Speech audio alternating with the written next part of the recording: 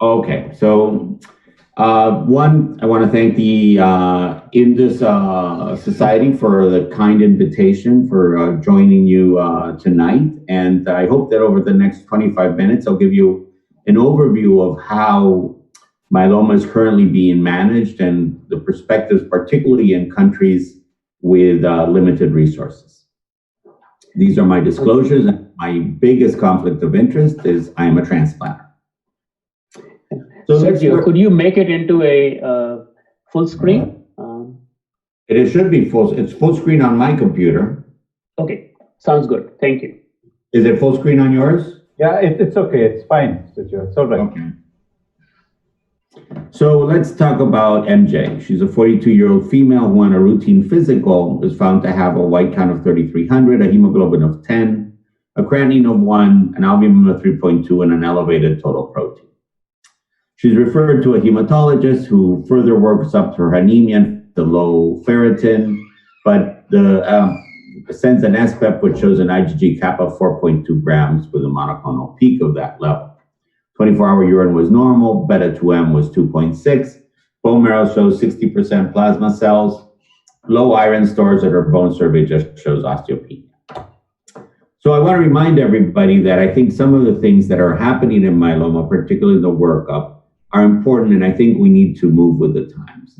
MJ got a bone survey. We feel that bone surveys currently are not the best way to monitor bone disease or evaluate bone disease in myeloma. That whole body radiologic imaging, such as whole body low-dose CT scan or whole body MRIs or PET CTs are probably more appropriate. The most important test besides the history physical and the baseline chemistries is the bone marrow. And in the bone marrow, we need to assess whether there's presence or absence of high-risk cytogenetics abnormalities, particularly deletion 17, 11, 14, 14, 16, 14, 20, and 1q21 amplifications. It's important to recognize that 10 years ago, when actually an MJ was a patient I saw a little bit more than 10 years ago, she actually would not have been treated because she had no CRAB criteria. This has changed since 2013 when it was shown that patients who have either more than 60% plasma cells in the bone marrow, have involved over uninvolved free light chains greater than 100, or have more than one focal lesion on the MRI, have a very high risk of developing CRAB criteria over the next 2 years, and therefore should be considered as having active myeloma and be treated as such. And when we say treated as such, we made induction, consolidation, and maintenance. MJ decided to opt for iron supplementation and observation, and as would expected, her MP increased, her hemoglobin decreased, and now she has new lytic lesions. So the question that comes up at this time is, what is the best induction for MJ? 2 agents versus 3 agents, and now actually versus 4 agents. And what class of drugs should we use? And as I remind my students, the goals of treatment of all of us is to give our patients the longest life with the best quality of life with the least amount of treatment needed. So in myeloma, obtaining that goal really depends on depth of response. In this slide, this is a very old slide, you can start seeing the impact that achieving a complete remission by standard criteria has on overall survival. And a complete remission by IFE negativity and immune fixation negativity actually has a significant improvement over overall survival when compared to a very good partial response, which is a 90% reduction in tumor burden. So this is of a larger data set for patients that have been followed for more than 10 years. This is a large data set, more than 7,000 patients. So it's not only important to achieve a complete remission, but to achieve a complete remission within 1 year. And I'll pause here again to make sure that technically I'm being heard correctly and the slides are being seen. Perfect. Okay. We now have even more sensitive ways to assess the myeloma burden in a patient. A stringent CR, which is currently the most commonly used definition of a very good response, still means that there is a significant amount of myeloma burden within a patient. We know this because when we do next generation sequencing and we do multi-parameter flow, we see a significant amount of patients that have measurable residual disease using these very sensitive parameters. But I also remind everybody that MRD negativity does not mean zero myeloma cells. MRD negativity just means that a patient has either 1 in 100,000 myeloma cells or 1 myeloma cell in a million normal cells. And that it is possible, and people actually do relapse after MRD negativity. But should MRD negativity become a surrogate outcome? The data starts suggesting that yes, that patients who achieve an MRD negative status during their initial treatment have significant better outcomes. We also know, based on data from the relapse refractory setting, that patients who achieve MRD negativity also have better outcomes in regards to progression-free survival and overall survival.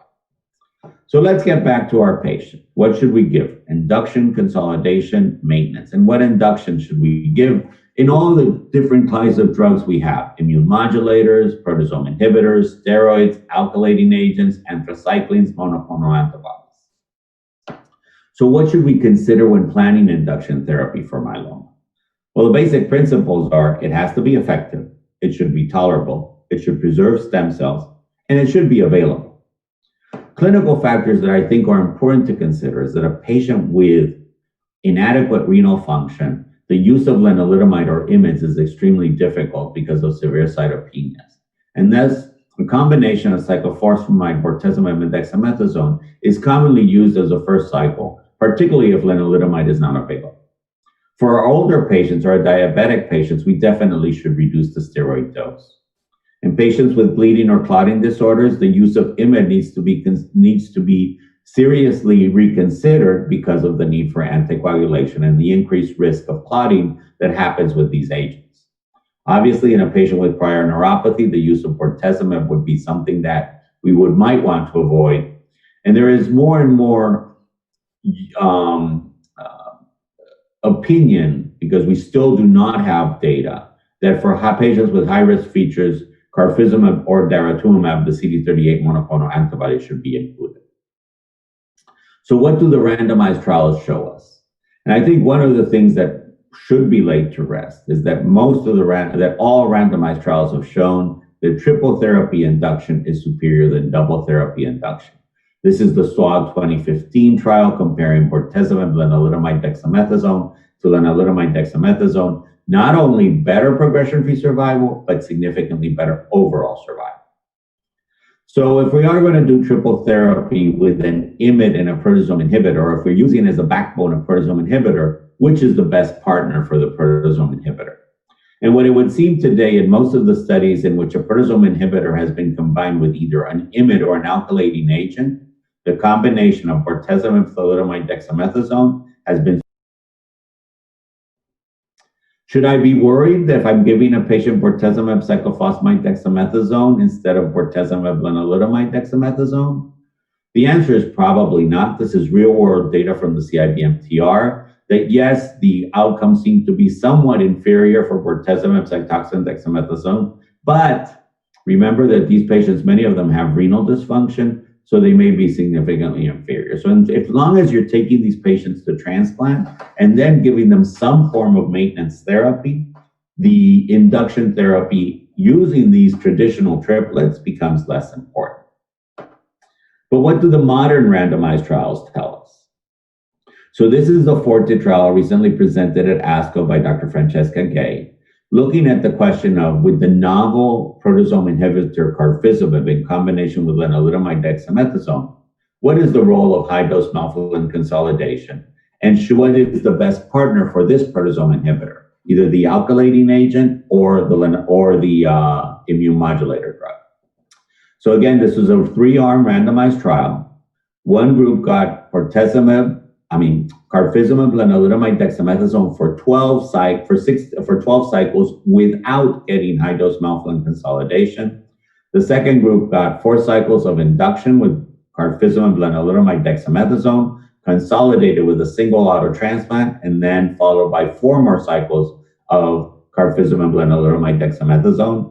And the final group received 4 cycles of carfilzomib, cytoxan, dexamethasone on auto transplant, followed by 4 cycles of consolidation with the same induction.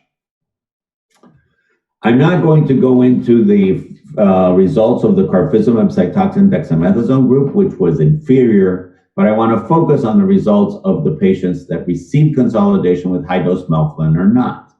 Although the overall response rate seemed to be similar in overall patients, for patients with ISS stage 1, there seemed to be a better response rate for patients who got high-dose melphalan consolidation, but for patients with ISS stage 2 and 3, the response rates were similar. However, for patients who received high-dose melphalan consolidation, the risk of early relapse was significantly less than for patients who just received carfilzomib lenalidomide dexamethasone, once again suggesting that high-dose melphalan autologous transplant deepened the responses and eliminated potential clones that were resistant to the induction therapy being received. And this is the multivariate analysis, again, showing that 1, MRD negativity is important, 2, high-dose melphalan reduces the risk of relapse, and obviously ISS stage remains a very important prognostic factor for overall outcome. This presentation by our friend Sajid Kumar was a surprise in ASCO 2020 this year. Here, the combination of carfilzomib lenalidomide dexamethasone was compared head-to-head with the combination of bortezomib lenalidomide dexamethasone in newly diagnosed multiple myeloma patients. I remind you that most of the patients in this study had standard risk disease and very few patients had high-risk disease. This is the design standard bortezomib lenalidomide dexamethasone versus the carfilzomib lenalidomide dexamethasone as the standard dose of 20 milligrams per meter squared on day 1 and 2, and then the next cycle with 36 milligrams per meter squared for days 1, 2, 8, 9, 15, 16, lenalidomide 25 milligrams, and dexamethasone as the dose you see there. To everybody's surprise, progression-free survival was the same for patients receiving RVD versus KRD. And that was a surprise for everybody. And with censoring and stem cell transplant alternative therapy, the median progression-free survival for RVD was 31 months and for KRD was 32 months. Again, no statistically significant difference. And again, there's no overall survival difference seen at the time of the report, although this may have been too early. But with that progression-free survival difference, it's unlikely that we will ever see a survival difference. Does this mean that KRD should not be further explored? No, we think KRD can continue to be explored as a backbone, particularly for patients with high-risk disease. So if 2 drugs is better than 3, 4 drugs better maybe, if 3 drugs is better than 2, 4 drugs may be better than 3.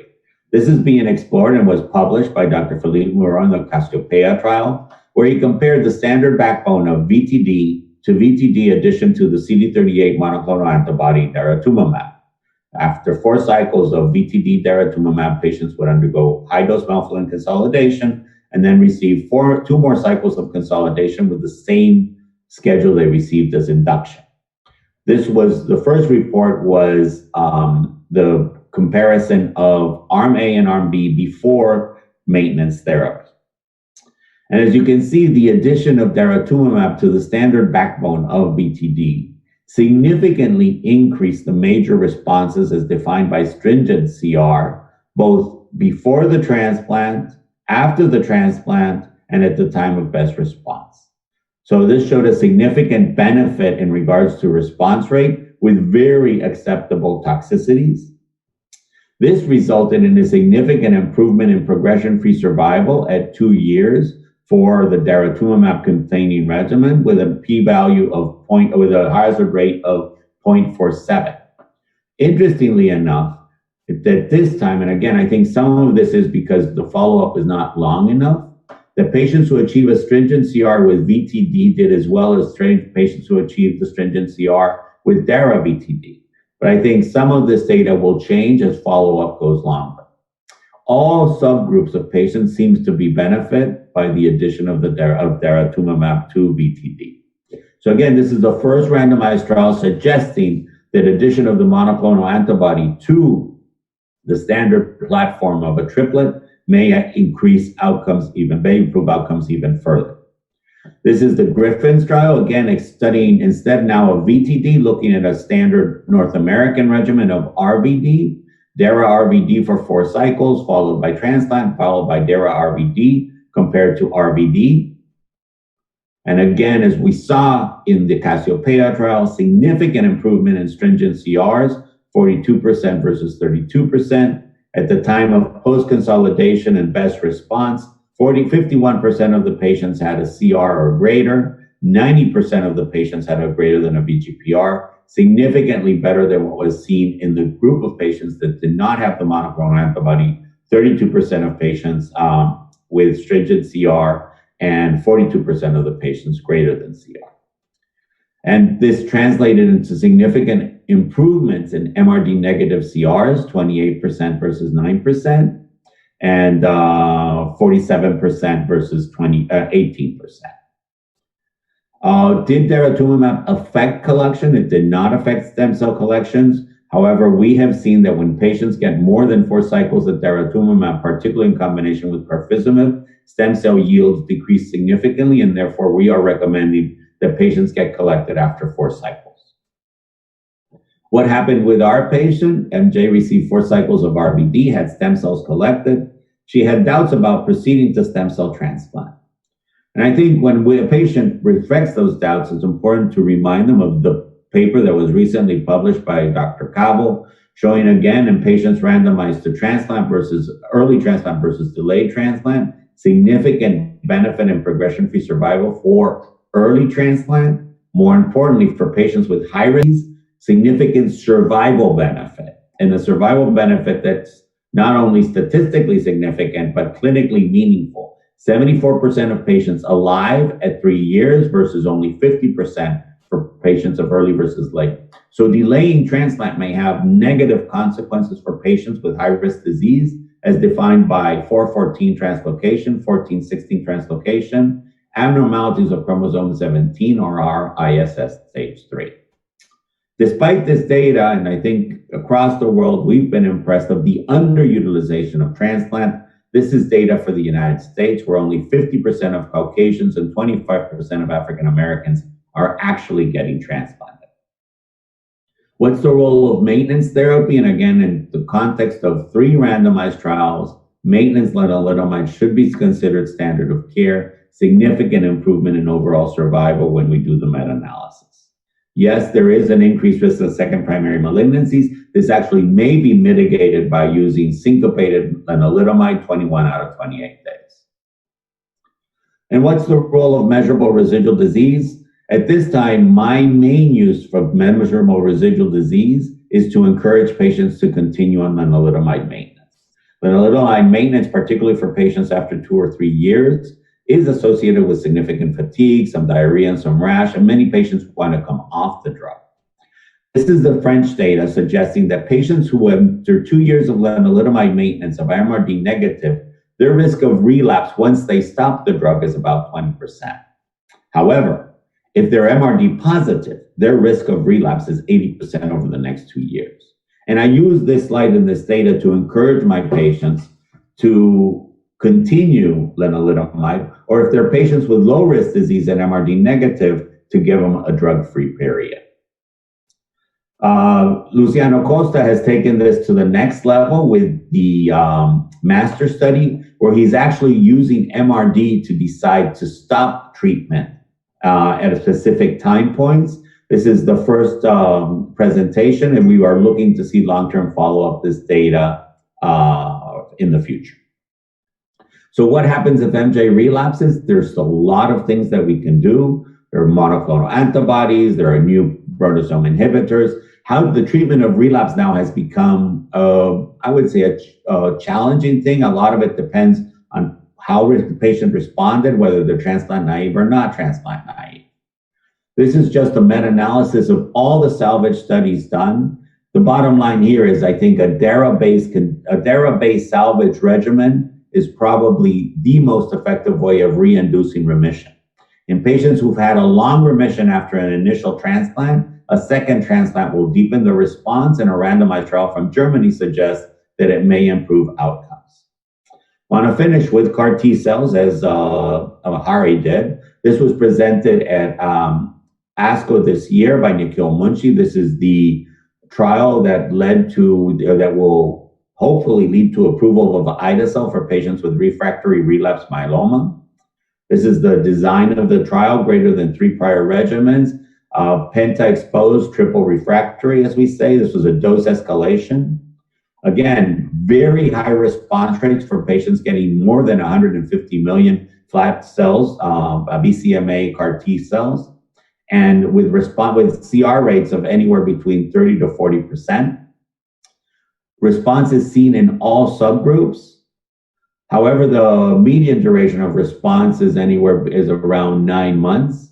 Obviously, with patients having CR and stringent CRs, having responses that now seem to be lasting for more than a year. So depth of response in patients getting CAR T cell is also important, but these curves are far from stable, and there seems to be, as opposed to lymphoma curves, a continued risk of relapse. Toxicity is the same as with the lymphoma products, CRS, most of them grade 1 and 2. About 40% of the patients, particularly at the higher dose, 60% of the patients will require tocilizumab, and 20% will require steroids. Neurotoxicity, again, no grade 4 neurotoxicity, about 5 to 6% of the patients having grade 3 neurotoxicity. And the other adverse effects are primarily cytopenias, most of them reversible. I want to finish by reminding people, again, we think allotransplant has a role here. It's the only known curative option for patients with multiply relapsed disease. But when you leave it to the last option, it generally does not work. So I think one of the challenges for the future is decide, where do we think allotransplant should fit, particularly for young patients with multiply relapsed disease? So in conclusion, the diagnosis, workup, and treatment of myeloma has changed over the last 10 years. The therapeutic goal is to obtain deep remissions that can translate into improved PFS and OS. With combination therapy of IMiDs, PIs, antibodies, transplant, and CAR T cells, long-term disease controls and cures should be achievable in a substantial proportion of patients. Thank you very much for your attention.